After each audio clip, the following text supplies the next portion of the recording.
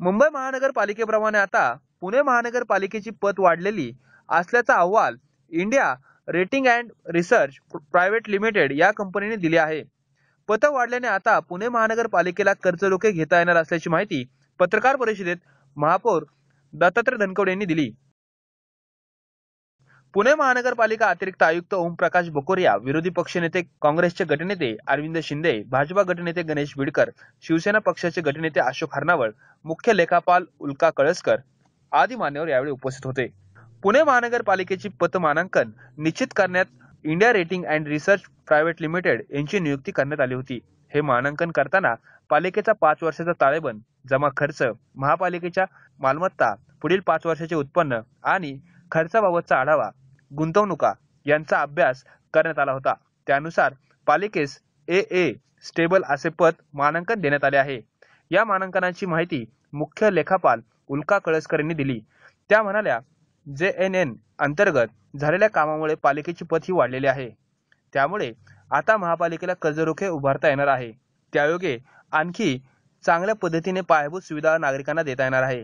या पत मानांकाचा उपयोग हा पुणे महानगरपालिकेला स्मार्ट सिटी अभियान, स्वच्छ भारत अभियान, अमृत योजना, डिजिटल इंडिया, राज्य शासन आणि केंद्र शासन यांच्या पुरस्कृत योजनांमध्ये सहभागी होण्यास चांगली मदत होणार आहे।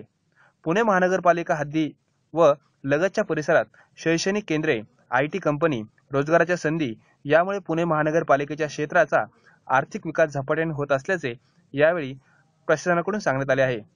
सध्या महापालिकेवर 221 कोटी रुपयांचे कर्ज आहे। मात्र पत वाढल्याने आता खासगी बँकांना पालिकेला मोठ्या प्रमाणात कर्ज रोखे उभारता येणार आहे। तसेच याविषयी महापौर दत्तात्रय धनकवडे यांनी अधिक माहिती दिली।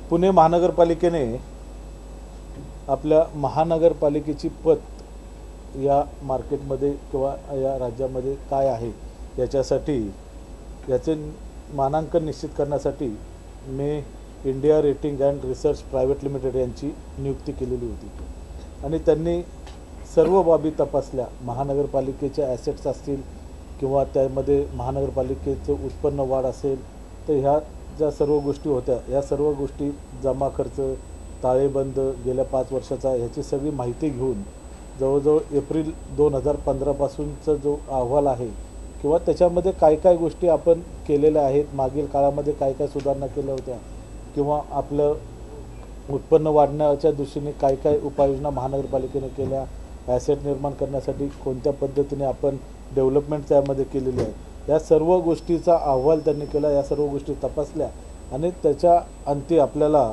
महानगरपालिकेला AA रेटिंग यांनी या कन्सल्टंटने त्या ठिकाणी दिलेलं आहे। की सगळ्यात महत्त्वाचं याच्यामधनं आपल्याला की पुणे शहर मोठ्या प्रमाणामध्ये वाढतं आहे, IT हब त्या ठिकाणी होतं, रोजगाराच्या संधी उपलब्ध मोठ्या प्रमाणामध्ये या शहरामध्ये होत आहेत आणि महानगरपालिका हद्द असेल किंवा महानगरपालिकेच्या आजूबाजूचे जे परिसर असेल या परिसरामध्ये शैक्षणिक संस्था असतील, ऑटो हबसारखे असेल किंवा इंडस्ट्रीयल बेल्ट मोठ्या प्रमाणामध्ये वाढत आहेत आणि त्याच्या माध्यमातून मोठ्या प्रमाणामध्ये रोजगाराची संधीसुद्धा या ठिकाणी मोठा उपलब्ध होत आहे।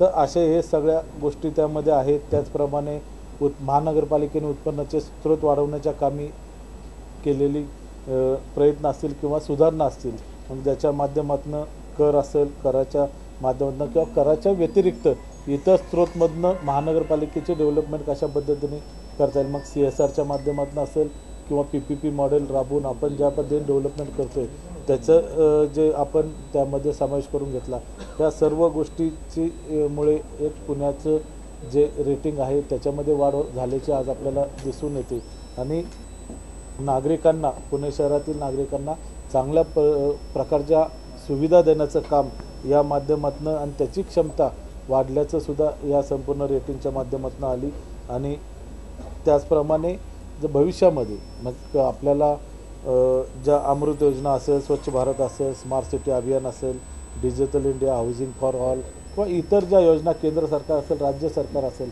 यांच्या माध्यमातून जे फंडिंग या शहरासाठी उपलब्ध होणार आहे त्याच्यामधनं डेव्हलपमेंट जी होणार आहे ती डेव्हलपमेंट आहे। परत इथून मागील काळामध्ये ज्या गोष्टी आपण उभारलेल्या आहेत, जे इन्फ्रास्ट्रक्चर उभारलेलं आहे याचं संपूर्ण रेटिंग आज आपण केलेलं आहे। त्याची पत महानगरपालिकेची ठरवली आहे की भविष्यामध्ये जर महानगरपालिकेला जर कर्ज घ्यायचे असेल किंवा कर्ज रोखे जर उभं करायचे असतील तर या अहवालाचा आपल्याला नक्कीच त्या ठिकाणी उपयोग होणार आहे.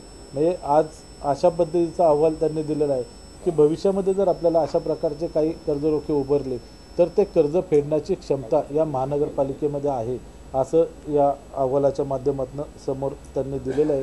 आणि अहवालाच्या याचा जर विचार केला तर भविष्यामध्ये जर चांगलं इन्फ्रास्ट्रक्चर उभं करायचं झालं आणि त्याच्यामध्ये जर नागरिकांकडनं जर कर्जरोखे उभे करायचे झाले तर आपल्या महानगरपालिकेची पत पाहता की महानगरपालिका या कर्जरोख्याच्या बाबतीमध्ये परत कर्ज फेड त्या ठिकाणी करू शकते अशी स्थिती महानगरपालिकेची आहे. त्यामुळे भविष्यामध्ये अशा प्रकारचे जर उभारण्याची वेळ आली तर नक्कीच त्याला एक चांगल्या प्रकारचा प्रतिसाद मिळेल असाही विश्वास या निमित्ताने वाटतो.